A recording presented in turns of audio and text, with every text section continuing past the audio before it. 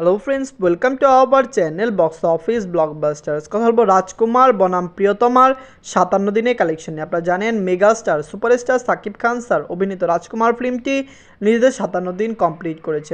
প্রিয়তমাও নিজেদের 57 দিনে কত টাকা আয় করেছিল সেটা নিয়ে কথা বলবো, কারণ আপনারা জানেন রাজকুমার ব্লকবাস্টার কালেকশন করলো, মুভিটি প্রথম দিকে সুবিধা করলো, মুভিটি এখন ভালো সুবিধা করতে পারছে না। যেখানে প্রিয়তমা প্রায় 100 দিন রান করেছে এবং 100 দিনে মুভিটি ভালো সিনেমা হল ভালো কালেকশন এনে দিয়েছে। তাই কথা বলবো এই দুই টিমের কালেকশন নিয়ে। ভিডিও ভালো লাগে তো লাইক করবেন এবং এখন যদি বক্স অফিস ব্লকবাস্টার চ্যানেলটি সাবস্ক্রাইব না করে থাকেন, সবার আগে সকল মুভির latest update plus box office collection জানার জন্য আমাদের চ্যানেলটি সাবস্ক্রাইব করে নেবেন।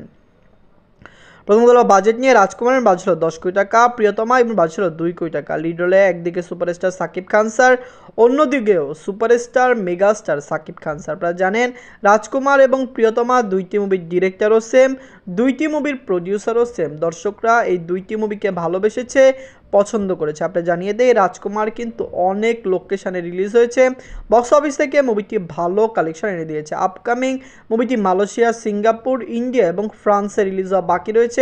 এবং আপনি জানিয়ে দেই তুফান রিলিজ হওয়ার পরে, তুফানের সাকসেসফুলের পরে হতে পারে রাজকুমার প্রিয়তমাকে বাংলার সিনেমা হলের মালিকরা আবার রিলিজ করতে পারে।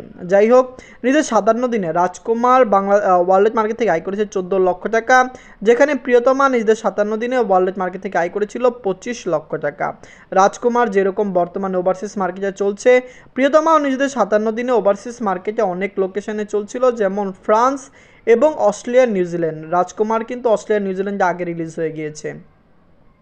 যদি টোটাল কালেকশনের গ্রোস কালেকশন কথা বলি, রাজকুমার টোটাল 57 দিনে গ্রোস কালেকশন করেছে 34 কোটি 70 লক্ষ টাকা, যেখানে প্রিয়তমা 57 দিনে টোটাল গ্রোস কালেকশন করেছিল 24 কোটি 64 লক্ষ টাকা। আপনার জানিয়ে দেই প্রিয়তমার লাইফ টাইম কালেকশন ছিল 43 কোটি টাকা, যেখানে রাজকুমার লাইফ টাইমে 40 কোটি টাকা প্লাস বিজনেস করা খুবই কষ্টসাধ্য, কারণ আপনারা জানেন প্রিয়তমা ওভারসিজ মার্কেটে অনেক দেরি করে রিলিজ হয়েছিল, যেখানে রাজকুমার শুরুর দিকে ওভারসিজ মার্কেটে রিলিজ হয়েছে। দর্শকরা সাপোর্ট করলে রাজকুমার 40 কোটি টাকা প্লাস বিজনেস করতে পারে, যেখানে প্রিয়তমা আয় করেছিল 43 কোটি টাকা। আমরা এক্সপেক্ট করেছিলাম রাজকুমার রেকর্ড ব্রেকিং কালেকশন করবে।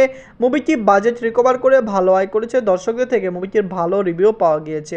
আপনি জানিয়ে দেয় রাজকুমার লং টাইম রান করছে, মুভিটি বক্স অফিসে 40 কোটি টাকা প্লাস বিজনেস করবে। শুধু তাই নয়, মুভিটি খুবই তাড়াতাড়ি ডিজিটাল এবং স্যাটেলাইটে বিভিন্ন জায়গায় রিলিজ করা হবে, সেখানেও মুভির কালেকশন ভালো আসবে। আপনি জানিয়ে দেয় রাজকুমার যেই কয়টি প্ল্যাটফর্মে রিলিজ হবে সকল জায়গা থেকে মুভিটি সাকসেসফুল এবং প্রফিট আয় করে নেবে। ধন্যবাদ।